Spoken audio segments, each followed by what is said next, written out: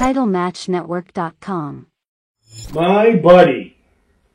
Andre was a hell of a guy. He was a hell of a guy. When we did, actually I wound up doing a lot of traveling with Andre. Sometimes they'd bring him into the territory, maybe once a year. They'd book him out, like an attraction. He'd be in New York for a few months, and then he'd go to all the territories. Right. And had some fun. Andre was a hell of a guy. God, it was just too bad at the end. But great guy. We used to have a lot of fun. We used to go to Japan a lot together. I'd hang out with Andre because he couldn't take too many of the guys. Right. Because he didn't like too many of the guys around.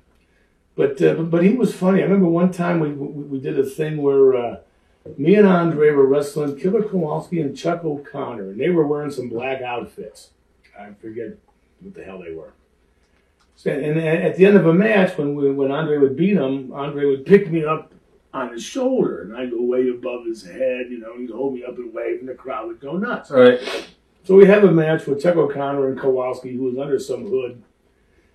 Andre beats him. Hey, the crowd goes nuts. Andre picks me up on his shoulder, and as I get up there, I go, whoa! And I fall off on purpose, and I take this big bump, and I'm laying there in the ring. And on the way down, I could see Andre's face. He's going, like he thinks he's dropped me, because he never wanted to hurt anybody. He knew he was damn big.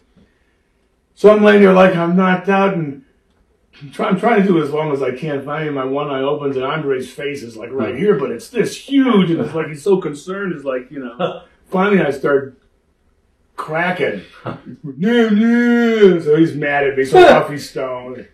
So that night we go back, and we're back in the motel. Me and Greer in this room, and checking some stuff out. And a bunch of the guys stop over. They want to go over to Denny's. So Andre comes in, and we're laughing about the rib I pulled on. And Andre's sitting at the edge of the bed, and I just got out of the shower. So I got out of the shower, and all I have on is a little pair of underwear. And as I walk past Andre, he shoves me out of the room and locks the door. Now I'm stuck out in the hallway of this busy hotel in my underwear, and they won't let me in, and no one's going to let me in because Andre said, "Don't open the door." So no one would let me in, so I go, son of a bitch. So I'm going down the hallway to make a call. I was going to use someone else's phone to call the manager. And as I do, I hear the door open, and here comes Andre and the guys. So I says, you got me. So as I try to get past Andre to get in the door, he tries to stop me, and he tries to grab my underwear to keep me from getting in. So actually, I took him down. So I dropped down, and I hit him by the ankle and pushed him on his knee, and he goes, whoa! And he falls down. As I try to scramble, he grabs my underwear, and he just rips them right. And he rips them like in little pieces, and he's laying there laughing, and I'm going, oh, you bastard! Everybody's laughing, and the door shuts again. Now we're locked out, and they all run down. I'm standing there in front of my door naked with like this little piece of left underwear standing there, waiting for the guy to come and let. It was a class. But he was a fun guy like that. It was, in fact, it was one story after another. Me and Greer driving down the road following this little kid, Freddie. Freddie was about 17 years old, really small, little pimply-faced kid. But he had this big butt car, so he'd drive Andre around. So we're following. So Freddie kind of goes through the stop sign a little bit in the rain, and some guy comes along, boom, and hits Freddie in the fender. So they both stop. Me and Greer is sitting there looking at him going, well, watch this stuff now.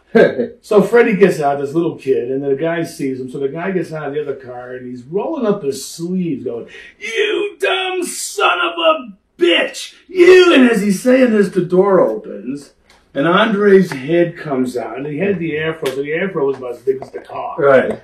And then he gets out, and he stands up, and the guy goes, Jesus Christ! And he starts rolling down his sleeves, and he runs back to his car, and he shuts the door and locks it. He sits there like this, waiting for the cops.